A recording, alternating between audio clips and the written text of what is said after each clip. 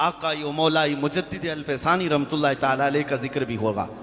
आपके नाम से जलसा मंसूब किया गया और ऐसे आलिम रब्बानी को आज के दिन में जिक्र करना जरूरी है जो इमाम हुसैन का वारिस है, सैयदी इमाम अली मकाम का वारिस है। अपने किरदार से, अपने अमल से एक दौर हिंदुस्तान में ऐसा आया जब डिक्टेटर अकबर का था, वो तानाशाह जो 50 साल तक हुकूमत करता रहा, उसके सामने कोई इलेक्शन नहीं, कोई इलेक्शन नहीं, जो बैठ गया बैठ गया। और ये इतना ही नहीं, अखंड भारत जिसकी सीमाएं अफगानिस्तान तक पहुंचती थी, ईरान तक, ये सारा मिलकर के एक हिंदुस्तान बनता, उस पर हुकूमत करने वाला अकबर, लाखों की फौज जिसके पास है। दिमाग किसी ने खराब कर दिया, वजीरों की सुन करके उसने एक नया दीन लॉन्च किया। कहा कि मोहम्मद अरबी सल्लल्लाहु अलैहि वसल्लम का लाया हुआ दीन इस्लाम पुराना हो गया, 1000 साल हो गए, अब एक नए दीन की जरूरत है। उसने एक नया दीन लॉन्च किया जिसका नाम दीन इलाही रखा। और उसमें क्या था, मिक्सचर दीन था एक। उसमें अजानों की जगह सीप बजाई जाएगी, नाकूस बजाए जाएंगे, मिंबरों पर मस्जिदों की मूर्तियां भी रखी जाएंगी, नमाज भी पढ़ी जाएगी, खलत मलत कर दो सब सेम, ये भी आए वो भी आए। उस जमाने में बादशाह है, तानाशाह, जिसके यहां कोई भी प्रोटेस्ट का सिस्टम ही नहीं, जमहूरी हुकूमत नहीं है, डेमोक्रेसी नहीं है।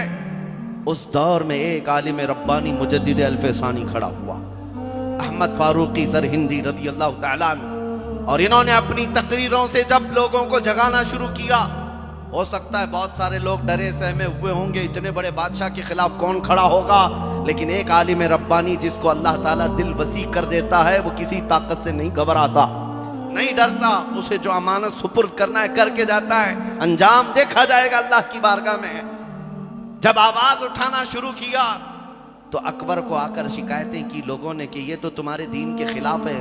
पूछा क्या कहता है ये अहमद फारूकी सरहिंदी? कहा ये कहता है दीन होगा इस रुए जमीन पर तो मोहम्मद अरबी का दीन इस्लाम होगा, दीन इस्लाम के नाम पर कोई नया दीन एक्सेप्ट नहीं किया जाएगा। बादशाह के खिलाफ बोल रहा है, बादशाह के खिलाफ तकरीरें करता है, पकड़ो और जेल में डालो।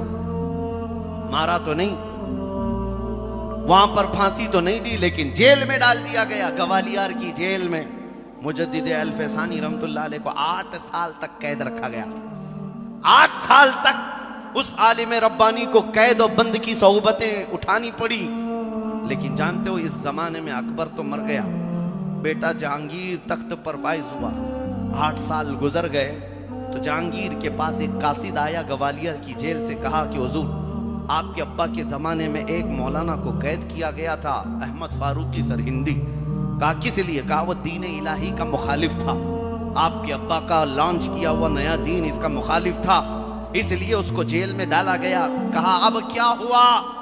सुनो नौजवानों, ग्वालियर की जेल से आने वाला कासिद कहता है गजब हो गया, 8 साल के अंदर उस जेल के अंदर इस मौलवी ने, इस आलिम ने जाकर 700 कैदियों को आलिम बना दिया है। जेल की सरजमीन है, फजर की नमाज जमात से, जोहर की नमाज जमात से, असर की नमाज जमात से नमाज होती है, कभी तफसीर कुरान, कभी हदीस रसूल, कभी फिक़ह की किताबें पढ़ाई जा रही हैं। वो जेल के अंदर जाने के बाद लगता नहीं है कैदी यहाँ पर रहते हैं, ऐसा लगता है गुंबद खजरा की छांव में बैठे हुए हैं। एक हकीकी गुलाम मुस्तफ़ा की जिंदगी यही होती है, वो हर जगह मुसलमान है और अपने नबी की अमानतें लेकर चलता है। तुम जहां पर भी इसे ले जाओ, मेरे मुस्तफ़ा का दामन वो साथ लेकर के चलेगा। आज मैं आपसे यही कहना चाहता हूं, तुम तो कंप्रोमाइज कर लेते हो, लोगों को देखकर तुम्हारी टोपियां छुप गई, तुम्हारी दाढ़ियां खत्म हो गई, तुम सेकुलर बनने की कोशिश करते रह गए। तुम्हें ऐसा लगा कि मैं रख लूंगा तो लोग मुझे ताना देंगे, लोग मुझे मुल्ला जी कहेंगे, लोग मुझे दकियानुसी कहेंगे, ये पुराना आदमी हो गया, मौलाना लोगों के साथ हो गया। मेरे अजीजों, इस दुनिया के ताने से डरकर तुम अपने आप को बदल लिए। तुम्हें पता है ये दुनिया जिस दिन तुम मरोगे, तुम्हारी कब्र पर 1 घंटा बैठने को भी तैयार नहीं होगी। मट्टी डाला और इधर निकल गया। उस कब्र की तन्हा रात में अगर कोई तुम्हारी कब्र में आता है तो आमिना का लाल तशरीफ लाता है, वो मोहम्मद अरबी सल्लल्लाहु ताला अलैहि वसल्लम की साथ आएगी। तुम्हें कब्र में उस रसूल का सामना करना है। और फिर क़यामत के दिन भी उस रसूल के सामने हाजिर होना है। तो छोड़ो इनके तानों से, ये 4 दिन भोंक तो सकते हैं, हमें जिसके सामने चेहरा दिखाना है उसका चेहरा क्यों ना अपनाए। इसलिए कि एक सुन्नी आशिक रसूल जो होता है वो मरता भी है तो खौफ से नहीं मरता, वो इश्क से मरता। इधर आंखें बंद होंगी, उधर मुस्तफ़ा की ज़ियारत होगी। लिहाजा ऐ सुन्नियो, तुम इस तरह के जो मामलात करते चले गए, लोगों से डर कर अपना दीन छुपाना, लोगों से डर कर के अपने आप को समझौते में ले आना। हम मान लेते हैं अजान भी कम कर लेंगे, नमाज भी छुप कर पढ़ लेंगे और उसके बाद कलमा भी अब जोर से नहीं पढ़ेंगे। कहां कहां तक पीछे तुमको दुनिया ढकेलती रहेगी और तुम इसी तरह पीछे चले जाओगे। एक दिन तुम्हारी अजमतों का सौदा हो जाएगा। आज जो हालात पेश आए हैं हमारी माँ और बहनों के नाम पर, ये सुल्ली ऐप, ये तमाम जो ऐप बना करके औरतों के नाम पर जो इज्जतें नीलाम की जा रही हैं, किस वजह से है? इसलिए कि इमाम गजाली ने फरमाया था, जो उम्मत अपने नबी पाक के खिलाफ गालियां सुनकर खामोश रहेगी, उस उम्मत पर ऐसा वक्त आएगा कि उनकी माँ और बहनों की इज्जतें बाजारों में नीलाम होंगी और उस वक्त ये कुछ ना कर सकेंगे, कुछ ना कर सकेंगे। ये हालात जो आ जाए उसकी वजह यही है कि तुम जिस तरह से झुकते चले गए। मैं एक सहाबी रसूल की बात बताऊं, हजरत नुअमान रज़ी अल्लाह ताला अन्हु, ये सफीर बनकर गए थे, एम्बेसडर बनकर गए थे एक बादशाह के यहाँ। एक बादशाह जो मजहब इस्लाम से ताल्लुक रखता नहीं है, हुजूर पाक सल्लल्लाहु ताला अलैहि वसल्लम के सहाबी सफीर बनकर के गए। बादशाह को पता चला मोहम्मद अरबी का कासिद आ रहा है, सफीर आ रहा है, तो उसने रेशम का कालीन बिछा दिया उनके इस्तकबाल के लिए। तवज्जो, रेशम का कालीन बिछा दिया और उनके इस्तकबाल के लिए जो कुर्सी रखी गई थी वो सोने से कलाई की हुई थी, सोने से कलाई की हुई कुर्सी रखी गई है। जब वो सहाबी रसूल मदीने से करीब 1500 किलोमीटर दूर का सफर किया, उस वक्त कोई कम्युनिकेशन नहीं है, इंटरनेट नहीं, मोबाइल नहीं, फोन नहीं है। सहाबी तन्हा गए हैं, कासिद बनकर गए रसूलुल्लाह के। जब उस बादशाह के पास गए तो देखा रेशम का कालीन बिछा हुआ है।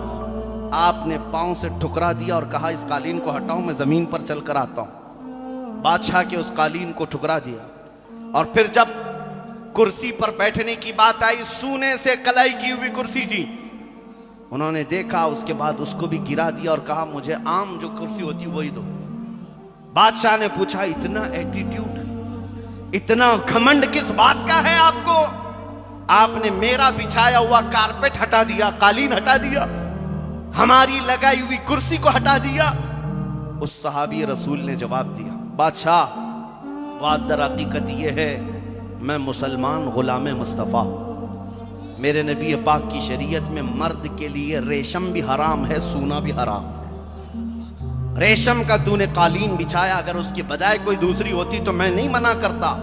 कुर्सी पर अगर सोना ना होता तो मैं मना नहीं करता। तुमने जो हराम चीज वहां रखी थी, हमने उसको टुकरा दिया। मैं पूछता हूं, नौजवानों, वो तो मदीने से बहुत दूर थे, उनका रिस्पेक्ट हो रहा था, उनकी इज्जत हो रही थी। बादशाह के दरबार में सारा ले लेते, कौन देख रहा है? नहीं, उस सहाबी का ईमान ये था, मैं उस रसूल का गुलाम हूं जो मदीने में बैठ करके भी मेरे हालात को मुशाहिदा कर रहा है। उन्होंने खयानत नहीं की। जिस दूर दराज इलाके में भी गए, वहां मेरे मुस्तफा की अमानतों को लेकर के गए। आज हमारा क्या हाल है? यहां किसी को थोड़ा बहुत मकाम मिल जाए और ऊंचा पद मिल जाए तो ये तो पूजा पाठ भी शुरू कर लेता है। सब कुछ खत्म हो गया। तुम्हें यह एहसास नहीं होता कि अल्लाह के रसूल तुम्हें देख रहे? अजीज़ान गिरामी वक़ार, दीन इस्लाम को हर जगह सीने से लगा कर रखो तो ही इज्जत है। और इधर उधर लोगों के खुशामदी में रहोगे तो इसी तरह मुनाफिकों की तरह जिंदगी होगी। इज्जत पाना है तो सिर्फ मुस्तफ़ा करीम की सच्ची निस्बत से पा सकते हो। अब और एक मिसाल मैं आपको बताऊं। एक नौजवान जिसको अक्सर मैं कोट करता हूं अपनी तकरीरों में, ऑस्ट्रेलिया का कोई नौजवान प्लेन में सफर कर रहा था। एयर होस्टेस ने उसको शराब पेश की। उसने कहा कि आई एम ए मुस्लिम। शराब पीना नहीं था, मना कर देता मुझे नहीं चाहिए, लेकिन उसने कहा मैं मुसलमान हूं। तो एयर होस्टेस खड़ी हो गई, कहा ये क्या जवाब है आपका, ये किस तरह का रिप्लाई है? कहा इसीलिए मैं जवाब दे रहा हूं कि इस्लाम और शराब दो अपोजिट चीजें हैं। मुझे ही नहीं, आइंदा किसी और मुसलमान को भी मत देना।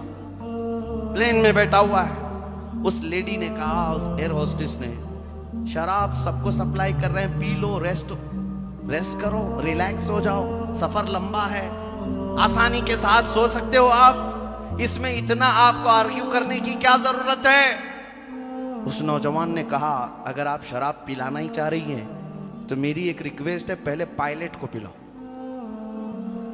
पायलट को पिलाओ। उसने कहा, पायलट पीता होगा अपने घर में, लेकिन अभी वो ऑन ड्यूटी है, ऑन ड्यूटी है, अभी नहीं पिएगा। उस मुसलमान ने कहा, एयर होस्टेस से, मोहतरमा याद रखो, मुसलमान पूरी जिंदगी ऑन ड्यूटी होता है।